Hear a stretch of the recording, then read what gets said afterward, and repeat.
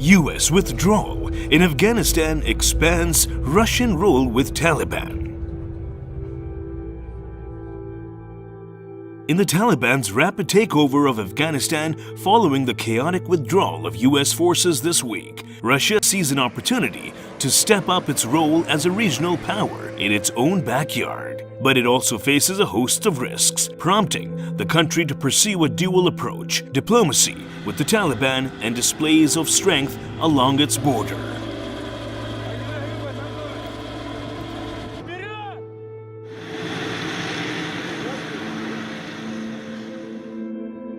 The Kremlin appears to be willing to engage with the Taliban in order to secure its interests. Since the group took over Kabul, Moscow representatives have cautiously reached out for talks to secure its diplomatic compounds in the area. Russian ambassador to Afghanistan, Dmitry Zhirnov, even publicly praised the Taliban on Russian state TV.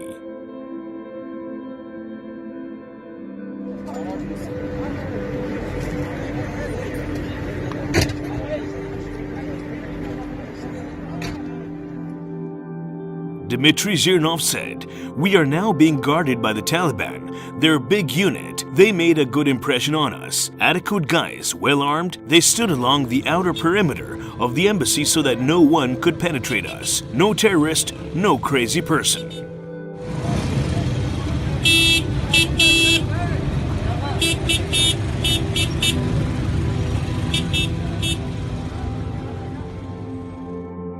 Russian President Vladimir Putin's special envoy to Afghanistan, Zamir Kabulov, hinted Russia might recognize the Taliban as a governing force depending on their next moves, which could be a major win for the militants. Russian diplomats have also praised the Taliban over the puppet government of Ashraf Ghani, the president who fled Afghanistan and resurfaced in the UAE. Russia only partially evacuated its embassy.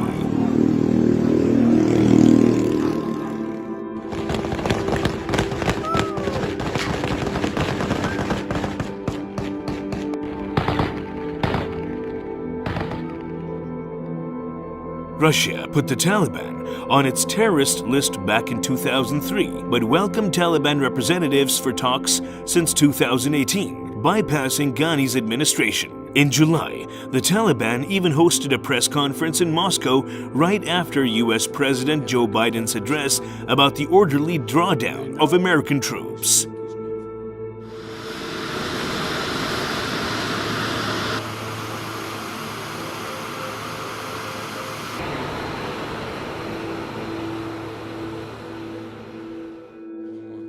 Russian President Vladimir Putin has made the fight against terrorism the cornerstone of his presidency, justifying the country's involvement in Syria and backing authoritarian leader Bashar al-Assad as a way to uphold stability. But in Afghanistan, realpolitik goals are at play, as Russia is growingly concerned that the movement's ideas of Islamic fundamentalism could spill over to Muslim-majority former Soviet states allied with Moscow.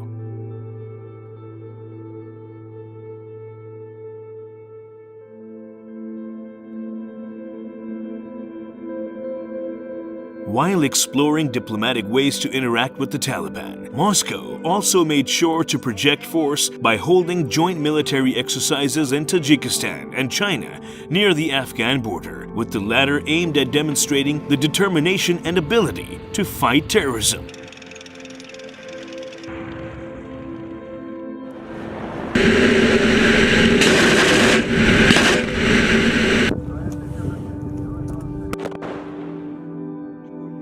The Russian military also announced this week that Russian troops will take part in a month-long exercise with Tajikistan under a collective security treaty with regional states. Moscow has an obligation to deploy forces in case one of those states is under attack.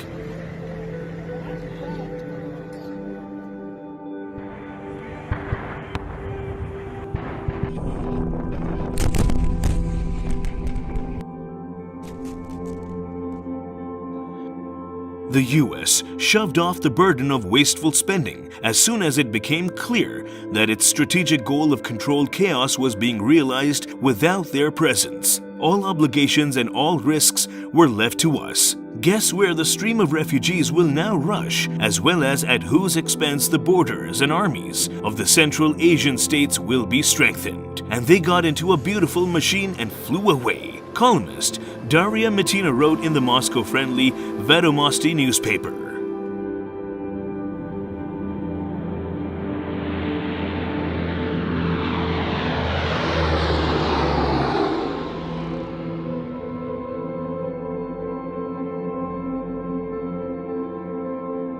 Moscow has its own painful history of a failed military mission in Afghanistan. The Soviet Union had invaded Afghanistan in 1979 to prop up a communist government that was fighting against guerrilla fighters and expecting to withdraw within a year.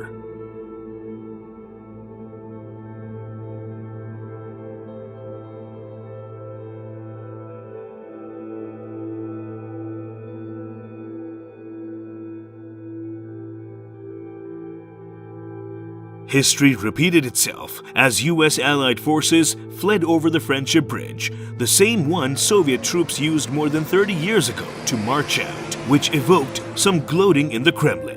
In Moscow, the botched withdrawal of US forces is seen as a major setback for American foreign policy, scoring points for Putin's idea of a multipolar world, which rejects US efforts to promote democracy around the world.